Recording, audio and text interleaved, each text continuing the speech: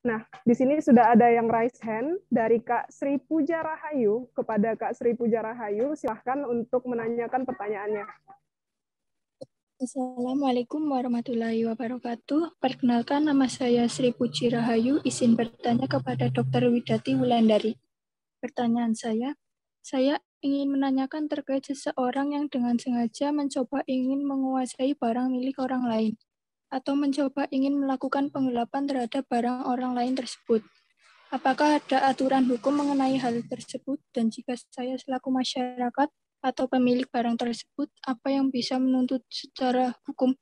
Apa bisa menuntut secara hukum? Dan apa yang harus kami lakukan? Terima kasih. Baik, terima kasih Kak Sri. Mungkin bisa langsung dijawab saja oleh Ibu Widati. Kepada Ibu, saya persilahkan. Baik, selamat sore, Mbak Sri. Pertanyaannya tadi saya tangkap ini tentang percobaan, karena tadi ada istilah mencoba ya, karena hukum pidana kita mengenal pertanggungjawaban pidana yang berbeda untuk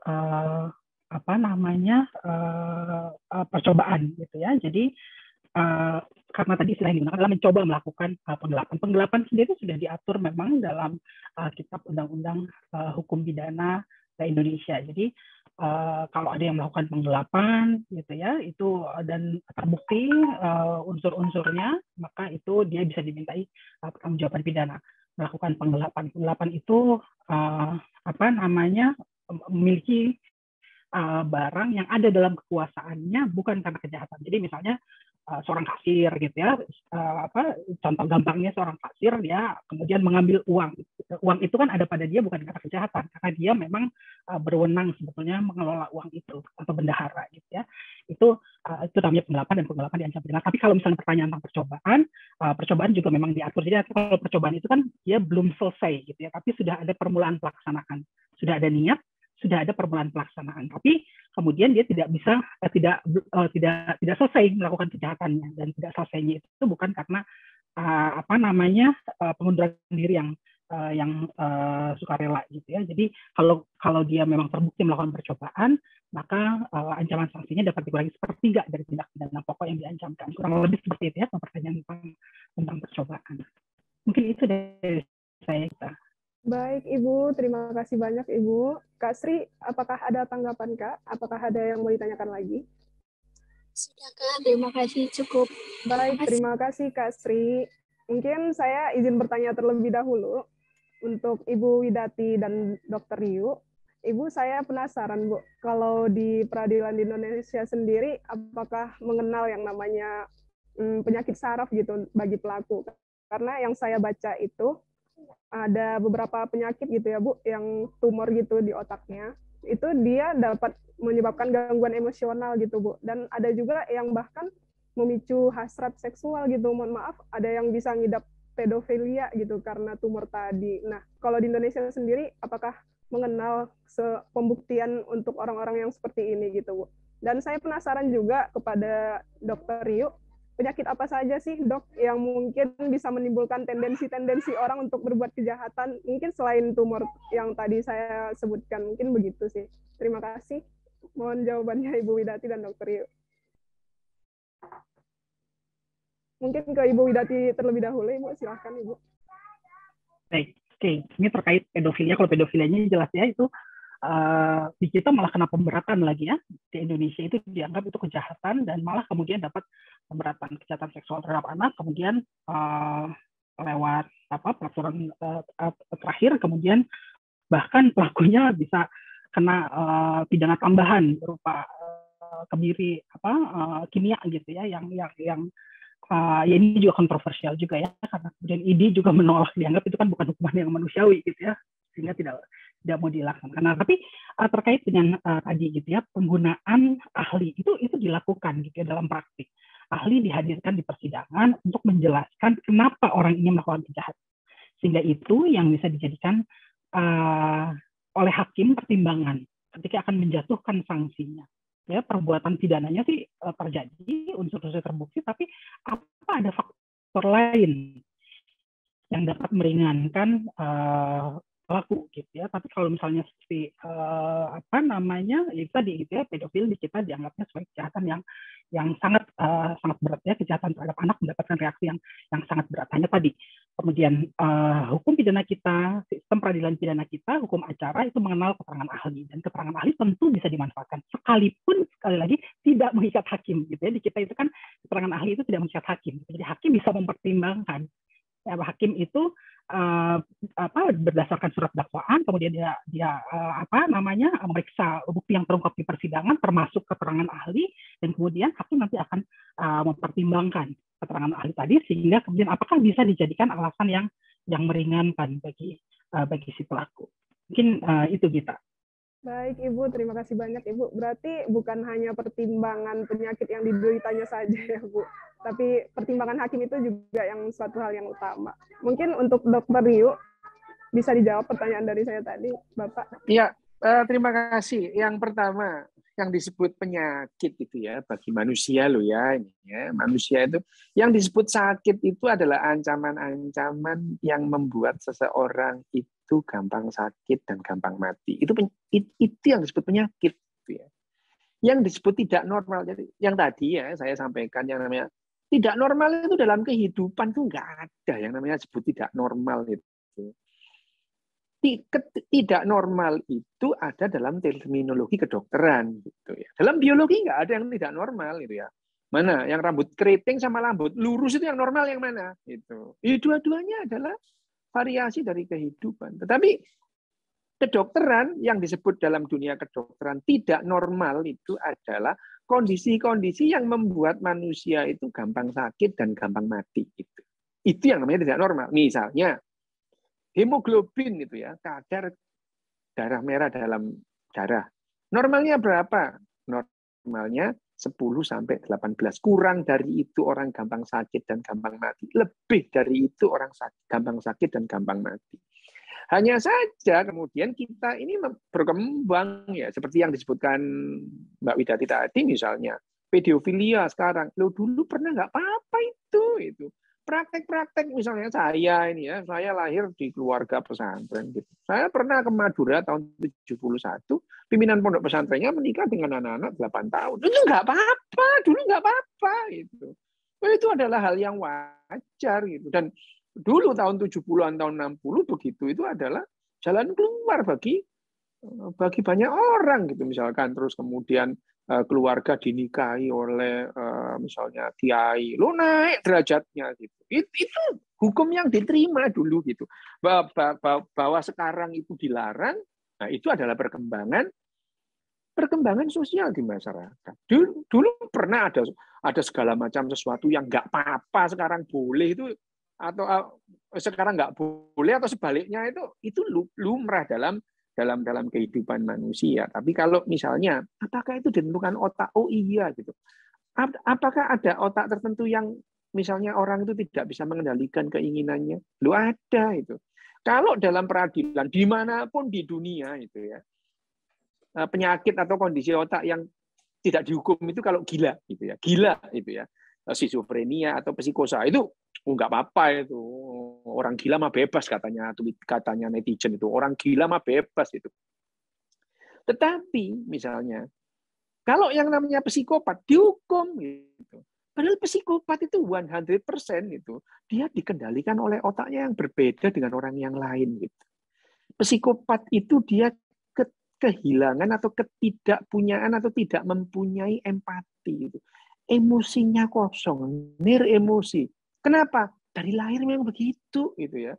Dia tidak bisa merasakan emosi orang lain. Dia tidak bisa merasakan kesedihan orang lain meskipun dilatih gitu ya. Nah, kalau dilatih di Jepang ini dilatih anak kecil itu untuk mengasah emosinya itu ya, mengasah empatinya, diasah itu.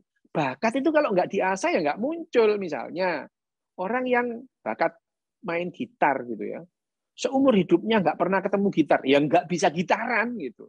Tetapi pada umumnya orang bakat gitar itu ya pas-pasan gitu. Sehari 8 jam main gitar, ya bisa nyanyi gitu. Bayangin aja orang yang hobinya sepak bola, 8 jam sehari latihan sepak bola, meskipun bakatnya pas-pasan dengan orang yang bakat sepak bola banget, bakatnya tapi nggak pernah latihan, pasti kalah. Nah, seperti itu juga yang namanya empati tadi itu. Empati apa? Misalnya 3 kali seminggu TK di Jepang itu, taman kanak-kanak itu dilatih untuk tidak mengambil barang yang bukan miliknya. Gitu. Ini dompet kalian bukan? Ini mainan kalian bukan? Bukan itu. Siapa yang tahu ini punya siapa? Itu. Tidak ada yang tahu. Kamu tahu kalau kalian kehilangan mainan sedih apa enggak? Sedih. Nah, ini orang yang kehilangan ini sedih gitu. Dibangkitkan rasa sedih kalau orang itu kehilangan gitu. Dibantu. Kita ambil aja, kita simpan. Loh, jangan. Kamu kalau mau membantu biarin aja, nanti kalau orangnya ingat dia akan datang lagi gitu.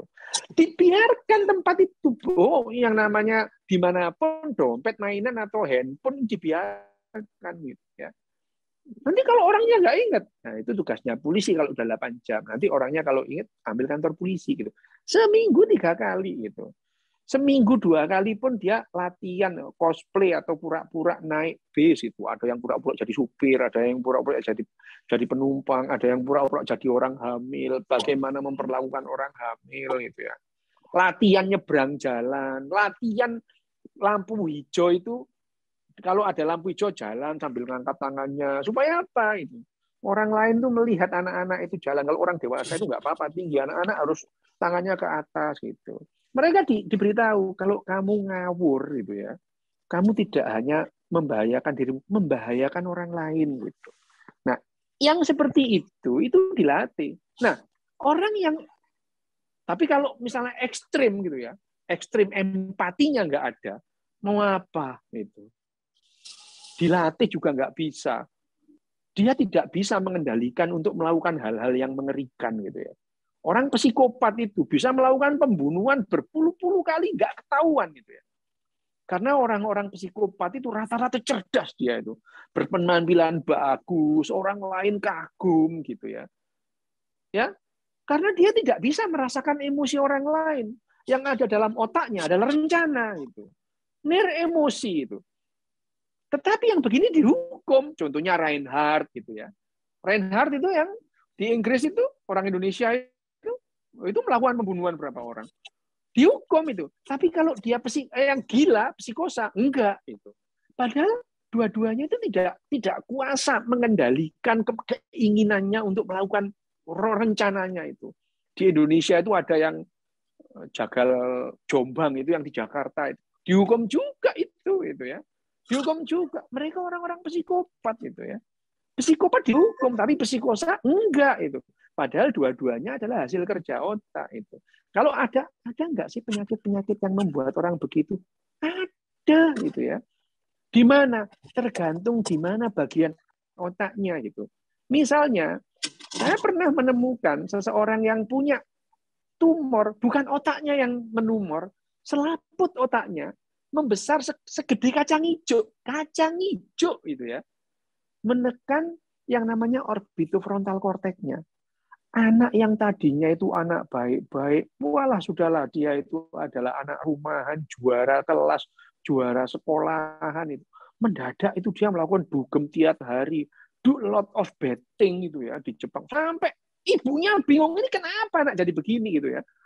Ya ternyata setelah diteliti ada tumor. Nah, waktu itu tahun 2004 ya. 2004. Masa bener sih tumor kayak gini membuat orang itu tahun 2004 ya.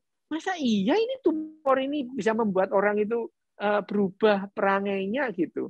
Lah kita nggak menemukan yang lain dan itu adalah tumor yang tidak bisa dibiarkan. Akhirnya dioperasi, tumor di selaput otaknya. Setelah digunting, segede kacang hijau, operasinya juga cuma ngirisnya itu cuma di di alis gini diambil. Loh, dia jadi orang baik-baik lagi loh gitu ya. Nah, coba ini bagaimana kita itu tidak bisa seseorang itu terus mengendalikan perilakunya gara-gara terdesak oleh barang segede kacang hijau gitu. Nah, apakah terus orang penderita tumor tidak dihukum gitu? Nah, sekarang seperti tadi itu. Saksi ahli. Oh, saksi ahli itu nggak mengikat itu. Ahli itu juga gitu. Ahli yang didatangkan pengacara sama penuntut umumnya Beda itu. Nah, ini memang di sini tuh memang ahli hukum itu sangar memang ya. Bagi saya ini, memang itu lawyer itu, wah, cuanggihnya luar biasa. Iya, saya itu posisi saya itu sebagai evolusionis itu. Ya, evolusionis itu hanya menjelaskan apa, mengapa, dan bagaimana. Tidak apa yang seharusnya terjadi. Saya mencoba untuk berbicara secara ontologis, bukan epistemologis. Karena epistemologis itu ya nanti seharusnya kan gini. Lah siapa yang mengharuskan? Nggak ada itu. Hanya kemudian kita mempunyai kesepakatan bersama. Nah, kalau demikian, apakah lantas kalau secara biologi orang nggak boleh dihukum? Loh ada. Ahli-ahli biologi, ahli-ahli psikologi, ahli-ahli neuroscience pun mengusulkan misalnya, kalau begitu baik buruk itu sebaiknya didasarkan apa gitu. Kalau bukan dasar misalkan dasar filsafat, dasar adat gitu, ya dasar biologi gitu. Secara biologi ada nggak sih baik dan buruk gitu? Biologinya nggak ada gitu. Tetapi ada hal-hal yang secara biologis bisa diklasifikasikan, misalnya merugikan gitu ya, merugikan secara biologi itu ya.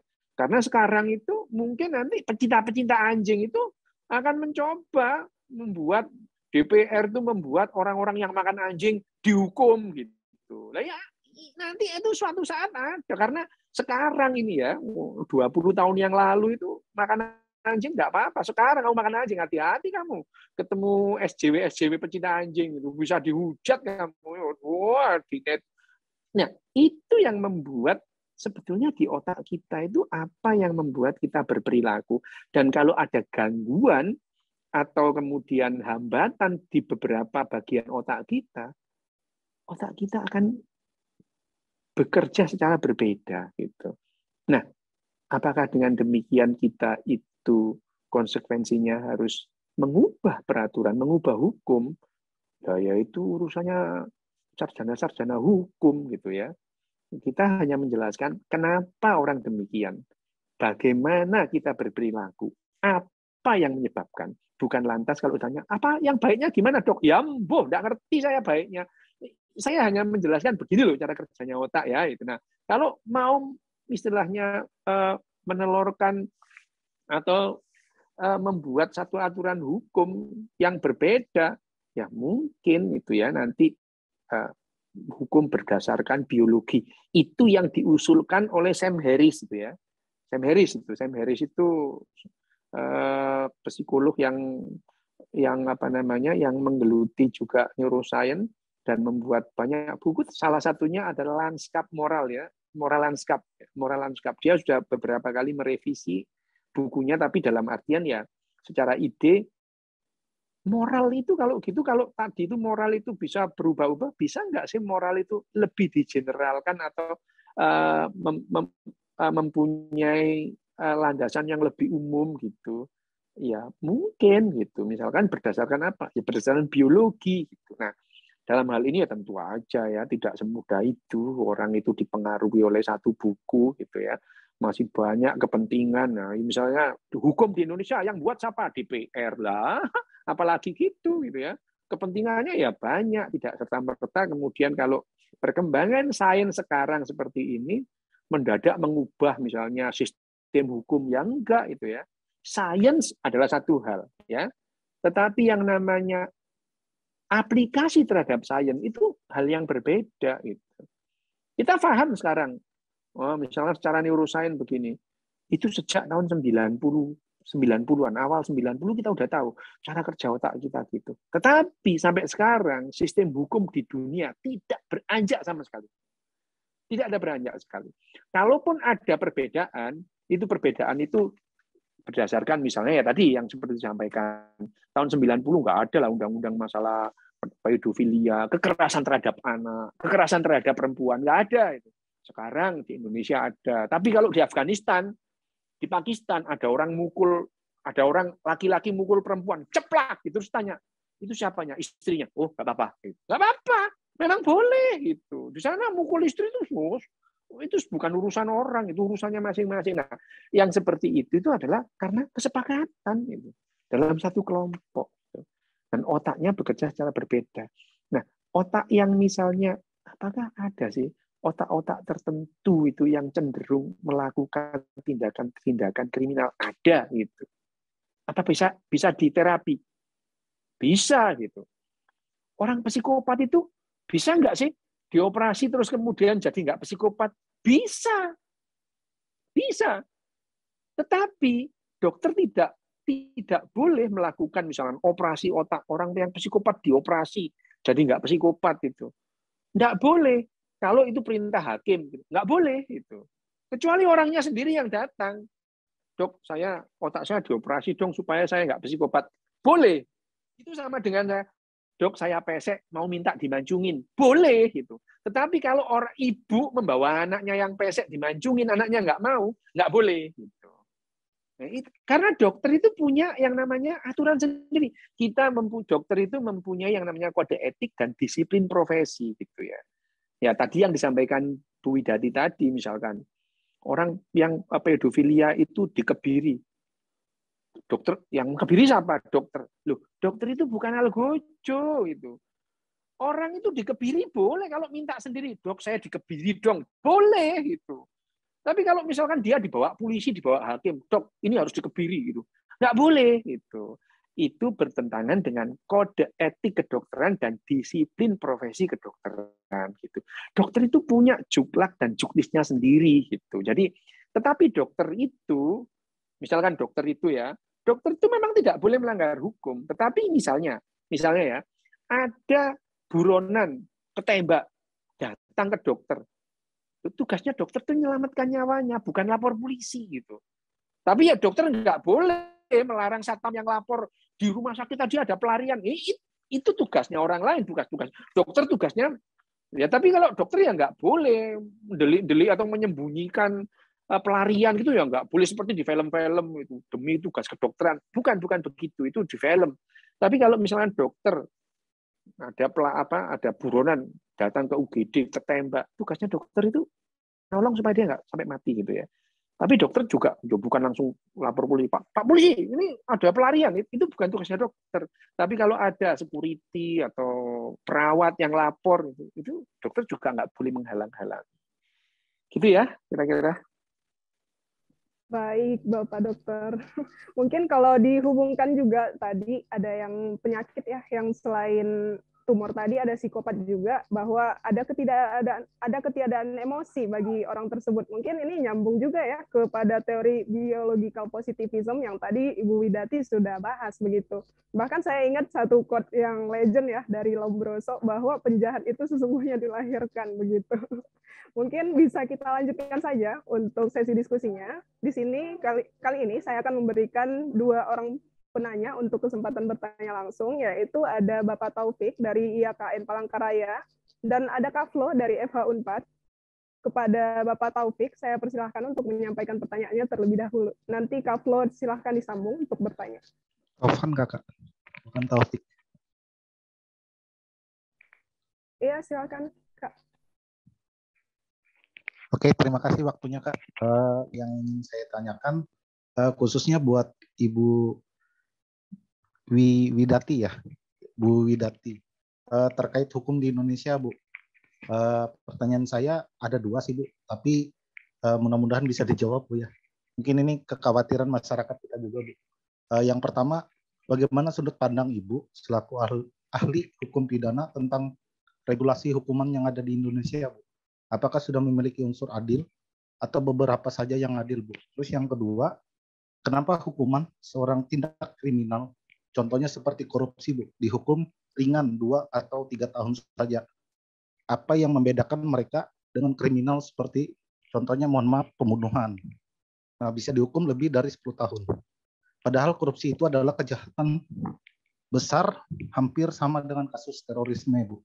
Mungkin itu saja Bu yang ingin saya tanyakan. Terima kasih. Baik, bisa dilanjut terlebih dahulu untuk Kak Flo. Pertanyaannya kami tampung dulu. Silahkan Kak Flo.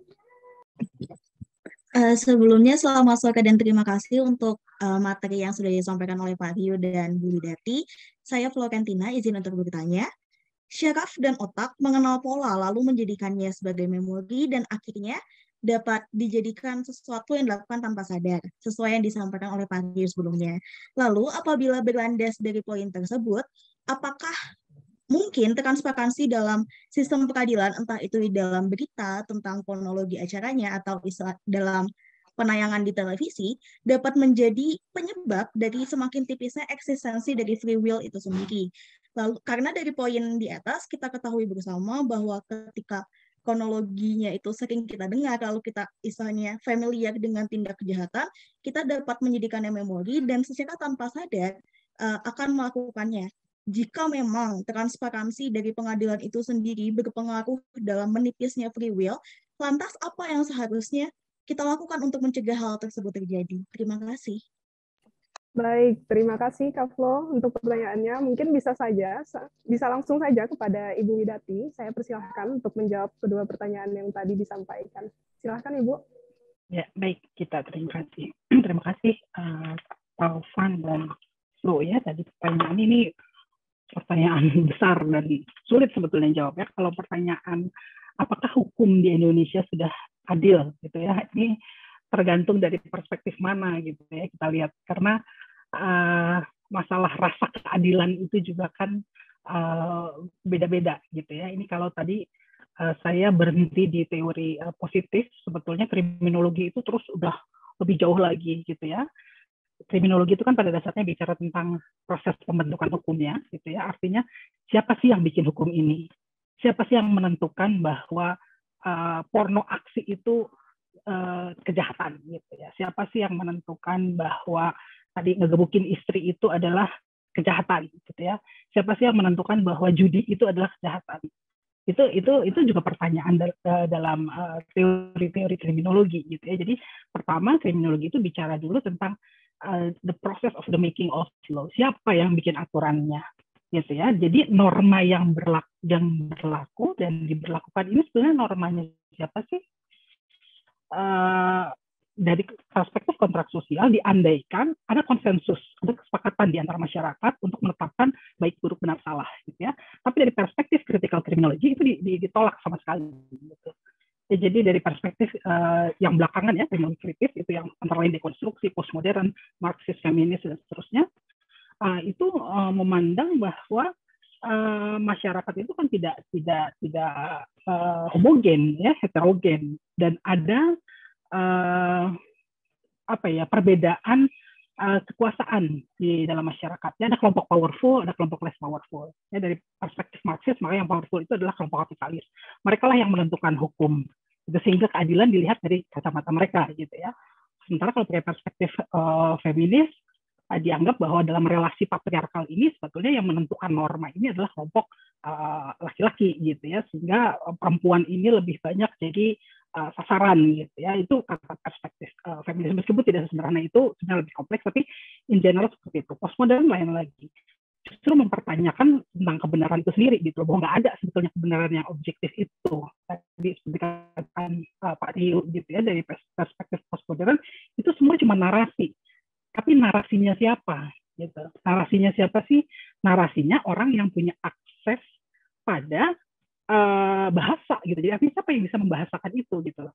Ini kemudian kaitannya dengan media, kaitannya dengan penguasa informasi gitu ya, penguasa bahasa hukum itu siapa sih yang menguasainya? Ya lawyer gitu ya, hakim. Sehingga kemudian masalah kebenaran yang muncul di persidangan pun itu juga dipertanyakan. Ini kebenarannya siapa sih ketika bahasanya demikian eksklusif, tidak inklusif gitu ya. Bahasa hukum itu kan eksklusif sebetulnya. Dalam banyak kasus seringkali orang yang berperkara itu terasing loh dari kasusnya, karena dia nggak paham ini orang lagi ngomongin apa gitu. Semua pakai bahasa hukum, lawyer pakai bahasa hukum, jaksa pakai bahasa hukum, hakim pakai bahasa hukum, sehingga orang yang berperkara kemudian dia terasing gitu dari kasusnya sendiri. Ya, itu dikonstruksikan oleh bahasa hukum. Nah, ini yang dari perspektif postmodern kemudian dianggap bahwa sebetulnya ya itu tadi gitu loh, baik buruk benar salah itu narasi gitu. Siapa yang menarasikan itu gitu. Siapa yang menguasai narasi itulah yang kemudian menentukan apa yang baik buruk benar salah, sehingga keadilannya pun keadilan dari kelompok tertentu. Sehingga kalau pertanyaannya apakah hukum di Indonesia sudah adil gitu ya, sulit gitu untuk bisa jawab gitu ya. Orang menganggap bahwa banyak sekali kita juga merasakan gitu ya, mungkin dalam posisi tertentu kita merasa hukum tertentu itu sangat tidak adil gitu ya, tapi dalam posisi yang berbeda mungkin kita akan merasa kita membutuhkan keadilan yang seperti itu gitu ya. Ini termasuk tadi kasus yang diangkat juga, saya baca tadi sedikit di chat, pertanyaan tentang seorang istri yang dituntut karena memarahi suami ya. Ini juga kan masalah narasi siapa sih gitu loh sebetulnya gitu ya, kebenaran siapa, dan media menyoroti kebenaran yang mana. Kadang-kadang itu juga kita nggak tahu persis gitu ya apa yang terjadi gitu ya. Kadang-kadang media mengglorifikasi satu hal yang memang renyah buat media. Jadi ini pendekatan postmodern gitu ya, mengatakan bahwa penguasa kebenaran itu sebetulnya potensial itu adalah media. Mereka yang menguasai media adalah mereka yang punya power gitu. Jadi artinya mereka yang punya power itu adalah yang menguasai media.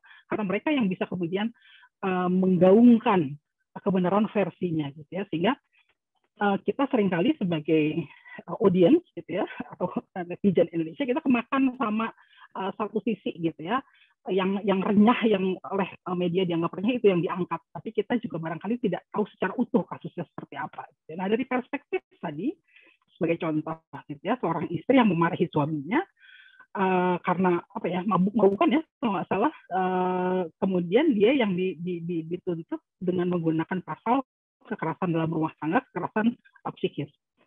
Mungkin kalau kita lihat dari rumusan delik itu unsur-unsurnya terpenuhi gitu, tapi faktanya sebetulnya betul nggak sih seperti itu gitu ya. Atau yang saya suka kasih contoh, misalnya anak berkelahi nih, anak SD sama-sama berantem, tapi yang satu luka karena yang satu badannya lebih gede bisa melukai yang satunya.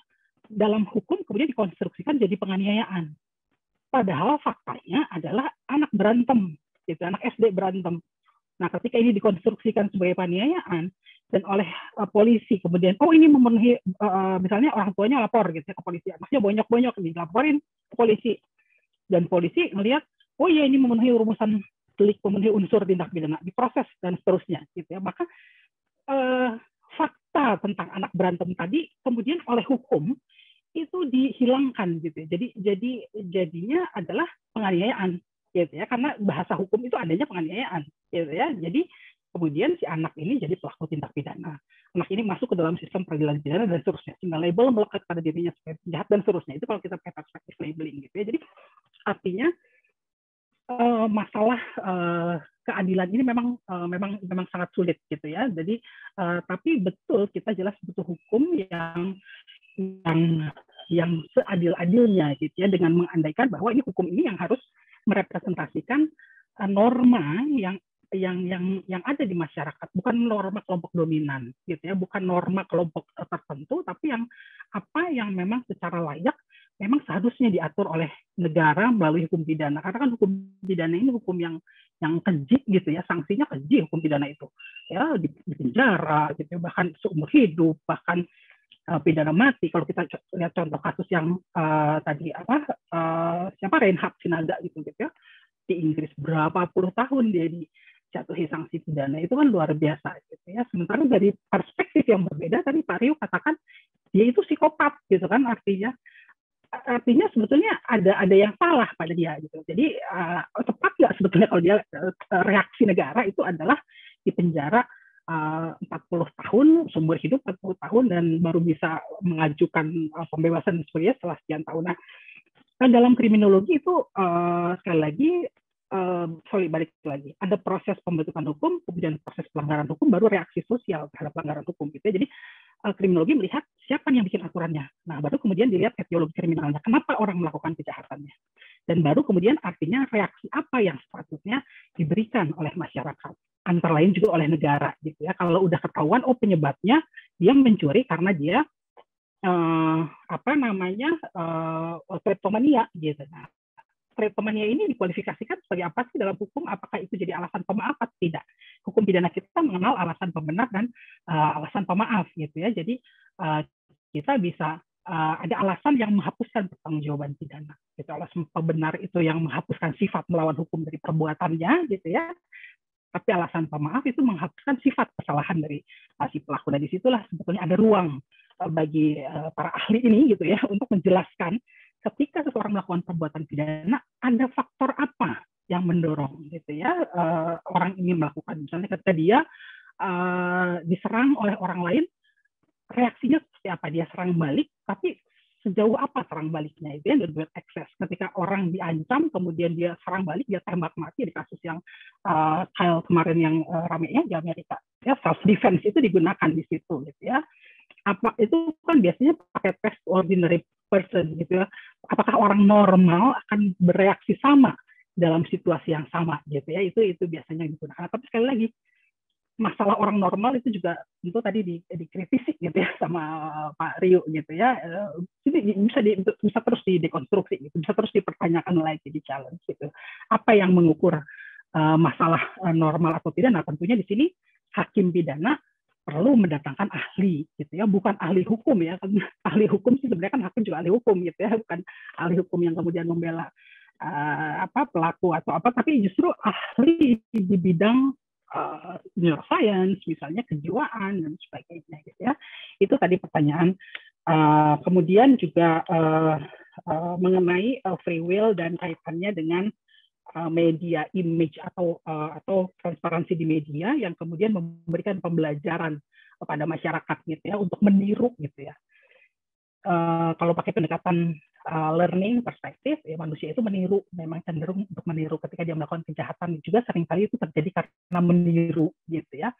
Nah, tapi dalam perspektif learning ini kemudian juga dijelaskan bahwa meniru itu juga ada prosesnya, gitu ya. Nggak cuma sekali lihat kemudian dia meniru, karena teori learning ini lebih bicara pada artinya bagaimana yang bisa dilakukan, bukan pertanggungjawaban pidananya ya, tapi lebih ke pencegahannya. Jadi reaksi sosialnya itu fokus pada, kalau kita tahu bahwa tayangan-tayangan di TV tertentu itu bisa mengajarkan anak kecil untuk berperilaku tertentu, gitu ya. Kayak zaman dulu tuh pernah ada musimnya, saya nggak tahu, mungkin banyak yang belum lahir ketika itu, gitu ya. Istilahnya apa, smackdown, gitu ya. Terus semua anak smackdown yang ada banyak yang jadi kekerasan, gitu ya. Nah, itu lahir kemudian kebijakan gitu ya, kebijakannya tapi bukan pada reaksi tentang pertanggungjawaban pidananya, tapi lebih pada bagaimana sebaiknya negara bereaksi dalam konteks pencegahan. Ya, artinya harus dikontrol dong gitu loh, media jangan menayangkan siaran-siaran yang mengedukasi sesuatu yang atau mengajarkan sesuatu yang buruk, atau memberikan sesuatu yang buruk sehingga kemudian mudah ditiru oleh anak gitu ya, atau tayangan-tayangan tertentu juga yang saya lupa gitu, biasanya urusannya sama kejahatan yang kemudian secara detail menjelaskan tentang bagaimana modusnya gitu ya, sehingga kemudian orang terinspirasi gitu ya. Nah, itu tidak menjadi alasan untuk menghilangkan pertanggungjawaban pidana gitu ya, tapi itu reaksinya berupa kebijakan tertentu gitu ya dari negara untuk kemudian juga mengendalikan media agar kalau udah ketahuan banyak kemudian kejahatan ini meningkat sejak TV misalnya menayangkan acara-acara tentang investigasi atau apalah itu gitu ya, yang kemudian diam-diam atau somehow kita tahu itu memberi inspirasi gitu ya. Mungkin kebijakannya adalah kebijakan kontrol gitu ya dari negara. Mungkin itu dari saya, Gita. Baik, Ibu, jawaban yang komprehensif sekali kembali. Terima kasih Ibu atas jawabannya. Mungkin ini untuk pertanyaan yang terakhir telah disampaikan oleh saudara kita Ben Gurion di kolom chat. Saya izin bertanya kepada Pak Ryu dan Ibu Widati, bagaimana masa depan hukum pidana jika kita sudah bisa memanipulasi otak manusia, mungkin lewat surgery seperti di brain stimulation dan lain-lain terkait masalah-masalah psikologis, psikopatologi, dan perilaku menyimpang.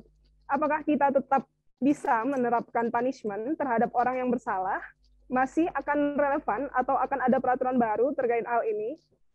Terima kasih. Mungkin bisa langsung saja dijawab oleh Bapak Dr. Ryu. Namun izin mengingatkan Bapak untuk jawabannya, mohon maaf singkat saja karena waktu kita hanya tersisa 6 menit, Bapak. Silahkan, Pak.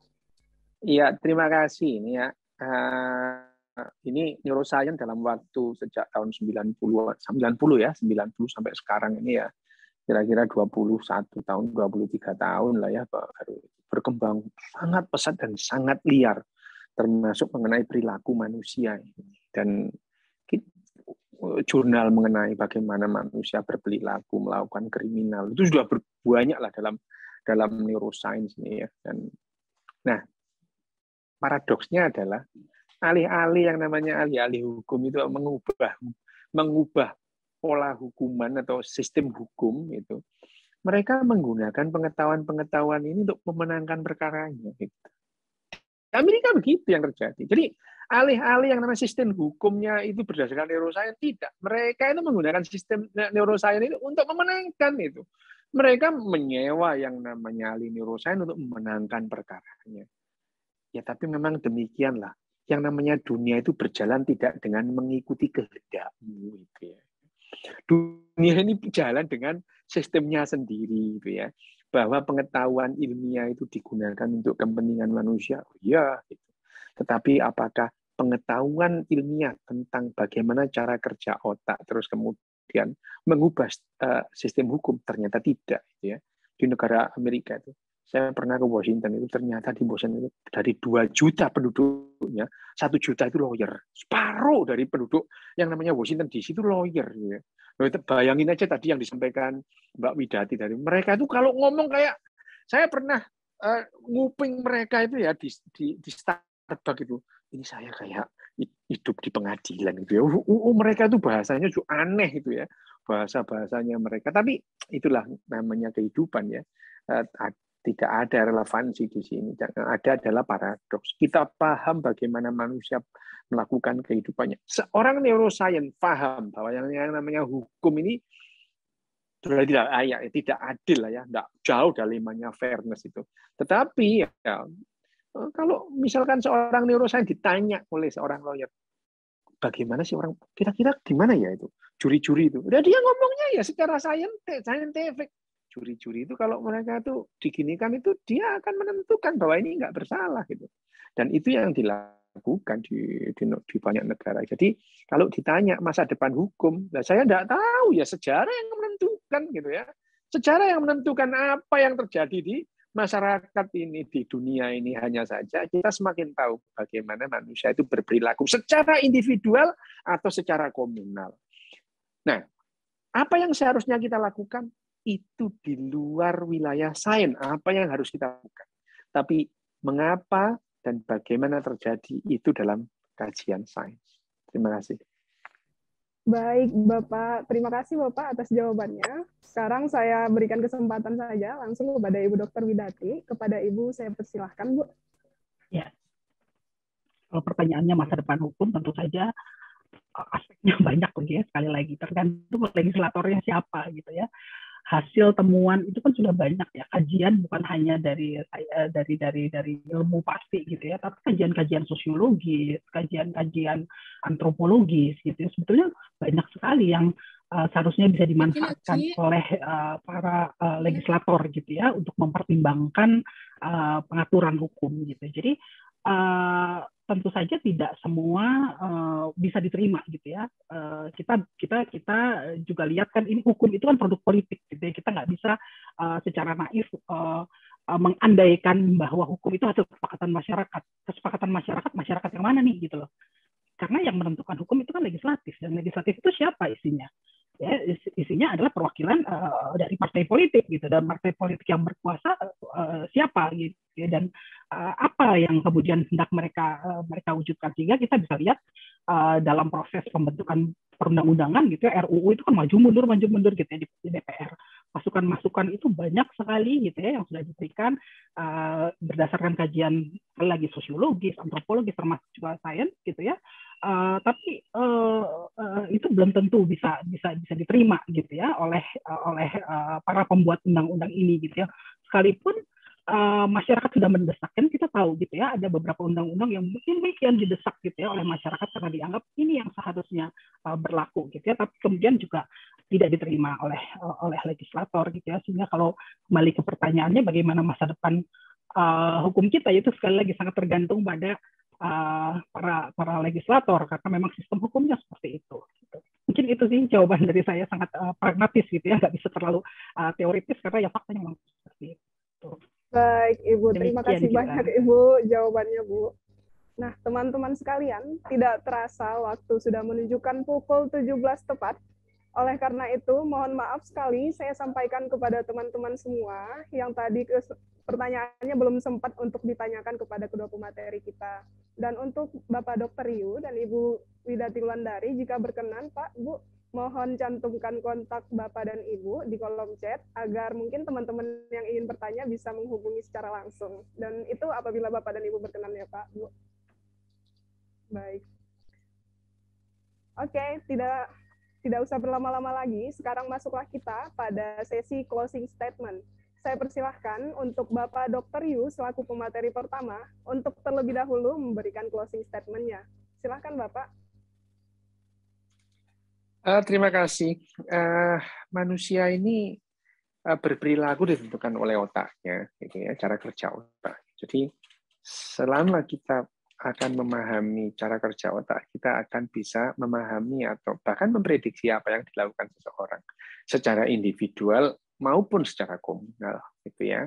Tapi apakah pengetahuan ini lantas serta-merta mengubah sistem kita yang sudah ribuan tahun kita bentuk? Ya, sejarah yang menentukan, gitu ya. Karena apakah ini terus kemudian kompatibel dengan kebutuhan di masyarakat untuk mengubahnya, itu yang perkembangan di masyarakat juga acak secara evolusioner, tidak ada tujuan tertentu itu. Jadi apakah secara evolusioner kita itu mengarah ke sistem hukum yang lebih bagus itu sejarah yang menentukan. Apa keduluan kita punah, ya enggak apa-apa itu. Kita punah juga nggak apa-apa. Dulu manusia ini pernah nggak ada di bumi, suatu saat nggak ada juga nggak apa-apa, nggak usah baper gitu ya. Suatu saat cepat atau lambat kita punah gitu loh ya. Itu apa kita membuat hukum supaya kita nggak punah? Sejarah nggak gitu cara mainnya ya. Ya, sains ini tidak terobsesi dengan kebenaran. Kalau ada kebenaran baru ya kebenaran lama ditolak, termasuk tentang perilaku manusia. Sekarang kita memahami perilaku manusia secara neuroscience seperti ini. Apakah nanti ada perkembangan? Sejarah yang menentukan. Baik. Closing statement yang sungguh luar biasa bahwa tidak ada kebenaran yang mutlak di dunia ini dan akan ada selalu perkembangan yang terbaru. Mungkin sekarang saya persilahkan untuk Ibu Dr. Widati untuk memberikan closing statement-nya, Bu. Silahkan, Ibu. Ya, saya kembali lagi ke perspektif hukum sebagai sesuatu yang seharusnya itu bermanfaat ya, yang harusnya bertujuan gitu ya. Hukum itu kan punya tujuan. Dalam mewujudkan tujuannya ini juga kan masyarakat yang dinamis ini selalu berkembang gitu ya. Jadi ya hukum juga kita pahami itu adalah sesuatu yang berkembang gitu ya. Jadi kita juga tidak bisa fanatik pada satu kebenaran gitu ya, karena tadi seperti tadi Pak Rio juga ya, kebenaran itu bisa berubah. Nah, justru disitulah fungsi sebetulnya ilmu pengetahuan yang lain untuk hukum. Gitu. Hukum itu kan tidak berdiri sendiri. Gitu. Hukum itu dibantu oleh ilmu pengetahuan yang lain dari perspektif hukum. Gitu ya. Kata hukum, ilmu lain itu adalah ilmu bantu bagi ilmu hukum. Jadi artinya biarkanlah ilmu-ilmu ini memang membantu. Nah, tapi kembali lagi gitu ya, ini justru para legislator inilah yang juga harus mau membuka mata gitu ya. Artinya kita juga harus punya legislator yang berkualitas, yang bisa memanfaatkan ilmu pengetahuan yang sudah berkembang di masyarakat, gitu ya, sehingga hukum bisa mencapai tujuannya, hukum bisa bermanfaat, gitu ya. Jangan sampai kemudian hukum menjadi tidak bermanfaat karena berpegang pada kebenaran dari kelompok tertentu dalam masyarakat. Itu dari saya, kita.